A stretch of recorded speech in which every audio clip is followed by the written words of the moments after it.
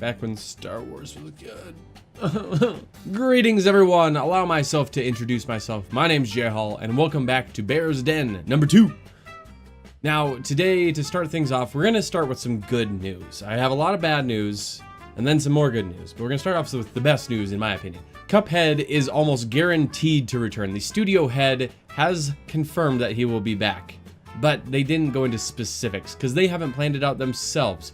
Everyone loved Cuphead. I mean, it sold, within 2 weeks, it sold over 1 million copies. The art style was incredible, something we'd never seen before in a game, but it was pretty hard. I mean, I put out some guides on it. I want to finish those out still, but I don't know when I'll be able to get around to it with all the other games going on right now. Now for some bad news. Star Wars Battlefront 2, it was in the news for all the wrong reasons. First off, it had the most downvoted comment in Reddit history. Last I checked, it was over 600,000 downvotes.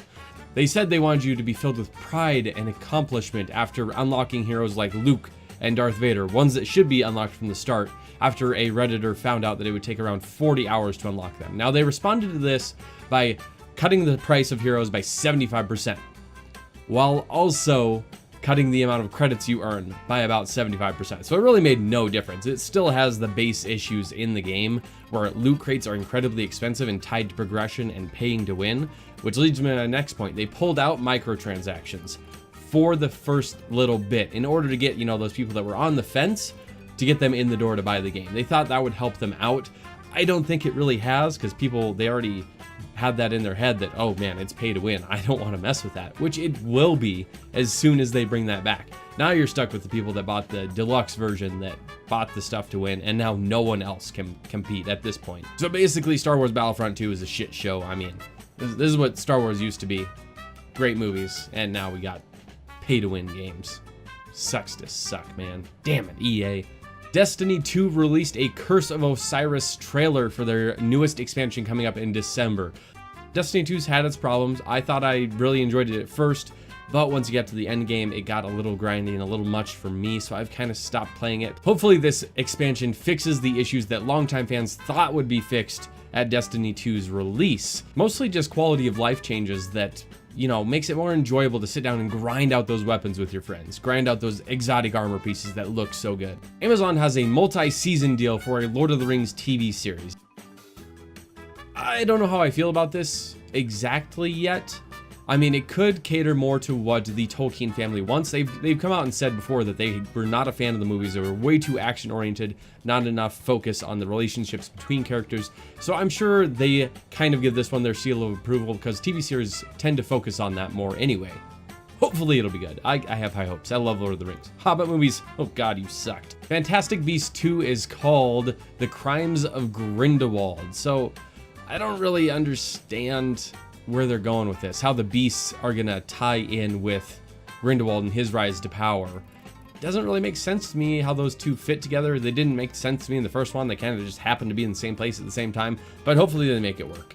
And Jude Law is Dumbledore, and you get your first look at him as Dumbledore. Brett Ratner won't be involved in Wonder Woman 2. Now, Gal Gadot has stated that she would not be a part of the film if he was involved. Well, can't have Wonder Woman without Wonder Woman, so she got her way. He's gone because of sexual misconduct. I mean, that's going around for everyone, biting everyone in the ass nowadays. Don't do that shit, man. It's weird. Nintendo got called out by YouTube on the monetization of their videos. If you don't know, Nintendo pretty much owns all of the content put on YouTube that's used with their game. So if you put a video out with their video game in it, then they're going to take all the money from that. Now, that's not an issue for me. I don't really care at this point at all. I mean, I'll put out some Nintendo stuff if I want to. I do find it funny that YouTube, of all people, is the one calling out Nintendo. With all the issues a lot of content creators are facing nowadays with monetization and, not having ads approved for their channel, they're the ones to call out Nintendo. Quentin Tarantino reportedly wants Tom Cruise in his next film. They've said that the next film is going to be focused on the Manson family, not exactly on the Mansons, but in the Mansons time period. So like the Mansons will be a focus of the film, but it won't be the stars of the film.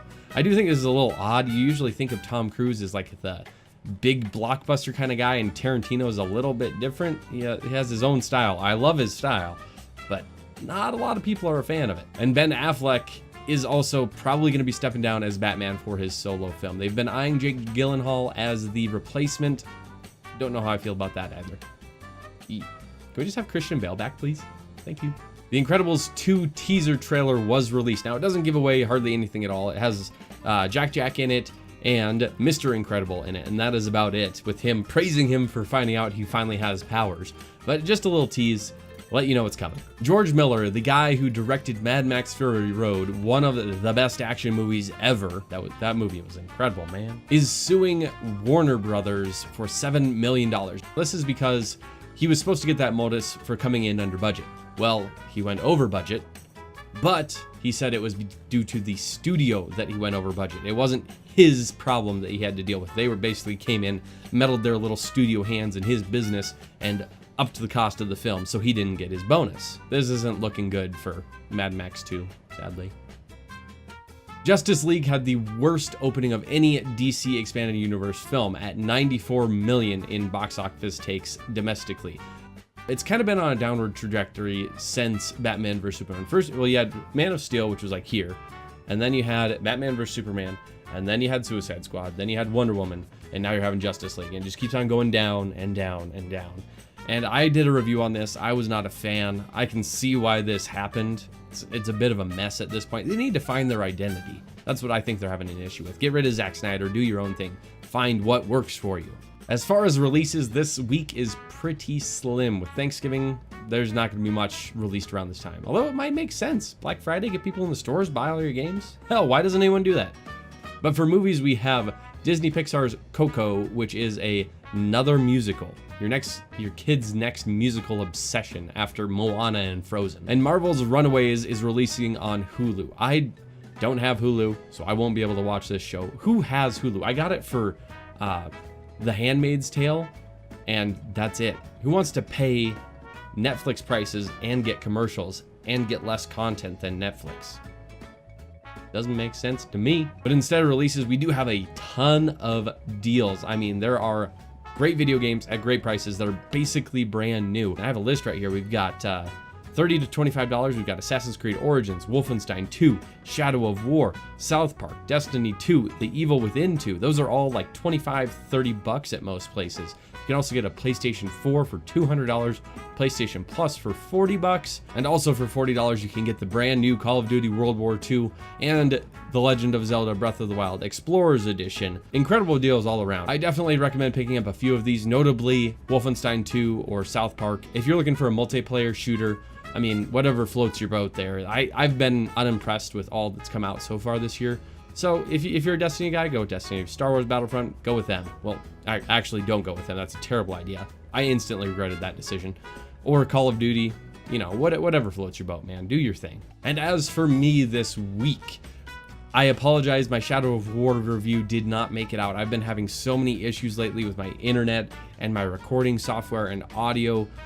It's been a nightmare. I've had to cancel a couple streams and a couple videos that I wanted to put out. So Shadow of War will happen this week unless I come into even more issues, which God help me if I do. As far as streaming, we have mostly Super Mario Odyssey, a little bit of Overwatch, and a little bit of that Telltale Batman.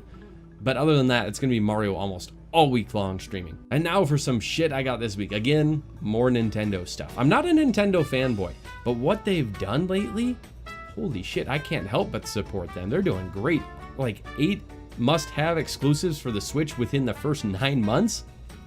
Bravo, bravo. I got a little question mark game case. Now you can open this guy up. He's got a few of my Switch games in right there right now. Some of the ones I use the most of. ARMS, Zelda, Mario Kart. I've got Super Mario Odyssey already loaded up into my Switch. But it is an awesome little case. And also, I caved on a 2DS XL. I used to have a 3DS. Sold that when I got my Switch because I didn't think I'd use it that much, but I need my Pokemon. So I got a Pokemon 2DS XL. I love it so far. I never used the 3D anyway, so this is like the perfect fit for me.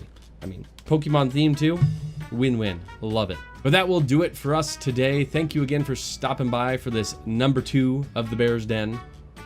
I'll catch you back here next week for the same exact thing, running down the news for the week, releases coming up, what I'm up to, all that shiz. But with that said, thank you very much for watching. Adios, and I'll catch you on the flip side.